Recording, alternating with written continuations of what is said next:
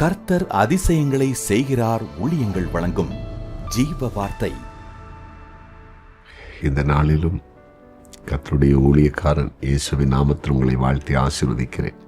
இன்றைக்கு நீங்கள் போகும் இடமெல்லாம் கர்த்தர் உங்களோடு வருவார். நீங்கள் எந்தெந்த மக்களை சந்திக்கிறீங்களோ அவங்க மூலம் உங்களுக்கு ஆசீர்வாத நன்மையும் உண்டாகும். நீங்கள் எடுக்கிற முயற்சி இன்றைக்கு கர்த்தர் வாக்கிய பண்ணுவார். எல்லாமே நடக்கும். சொந்த போகாதீங்க. இதனால் ஜீவத்துக்கான வசனம் சங்கீதம் 20:8. அவர்கள் முறிந்து விழுந்தார்கள், நாங்களோ எழுந்து நிமிர்ந்து நிற்கிறோம். ஆண்டுடைய நாமத்தை மேன்மை பாராட்டுகிறவர்கள் எழுந்து நிமிர்ந்து நிற்பார்கள். எவ்வளோ அருமையான ஒரு வார்த்தை. நம்ம படுத்து கிடக்கிறவர்களோ விழுந்து கிடக்கிறவர்களோ மற்றொரு முன்பாக அவமானத்துக்கு ஏதோ எப்பவும் படுத்து கிடக்கிற கூட்டம் அல்ல. தேவநாமத்தை உயர்த்த ஆரம்பித்தாலே எழுந்து நிமிர்ந்து நிற்க வச்சிருவார். தலை நிமிர்ந்து நிற்போம். யோசேப்பு அறுத்த அரிக்கட்டு, சகோதரர் அறுத்து கட்டி அரிக்கட்டுக்கு முன்னால் நிமிர்ந்துனதான். சகோதரருடைய அரிக்கட்டுகள் தலை வணங்கி நின்றான். அதன் அர்த்தம் என்ன? யோசேப்பு எப்போ நிமிர்ந்து தான் நிற்பான், உயர்ந்து தான் இருப்பான். அப்படித்தான் கர்த்தர் நடத்தினார். அந்த யோசேப்பின் உயர்வை தடுக்கிறதுக்கு எத்தனையோ முயற்சி எடுத்தாங்க, என்னெல்லாமோ பண்ணி பார்த்தாங்க.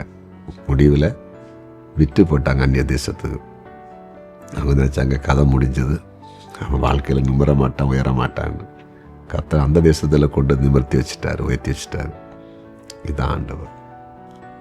சரியா? எங்கே இருந்தாலும் பயப்படாதீங்க.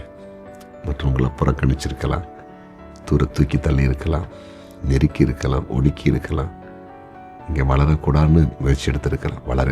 இங்கே வளரதான் செய்ய போகிறீங்க, நிமிர்ந்து நிற்க போகிறீங்க. ஈசாக்கு வளரக்கூடாது, வளர்ந்துட்டான்னு விரட்டினாங்க.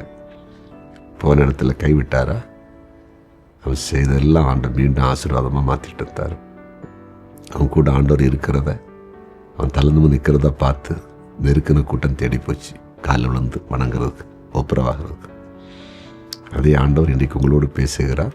நீங்கள் எழுந்து நிமிர்ந்து நிற்க போகிறீங்க, சொந்து போகிறீங்க, உங்கள் தலை உயர போகிறது. ஜெபிப்போமா? ஜெபிக்கலாம். நன்றி ஆண்டவரே, உடைய பிரசன்னத்துக்காக நன்றி.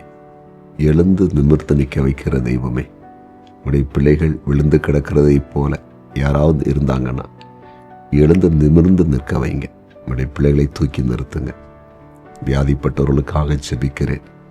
உடைய அற்புதமான சுகமளிக்கிற வல்லமை ஒவ்வொருடைய சரீரத்தில் ஊடுருவி பாய்ந்து சுகத்தை கொடுக்கட்டும். கண்ணீரோடு இருக்கிறவங்களுடைய கண்ணீரை துடையும்.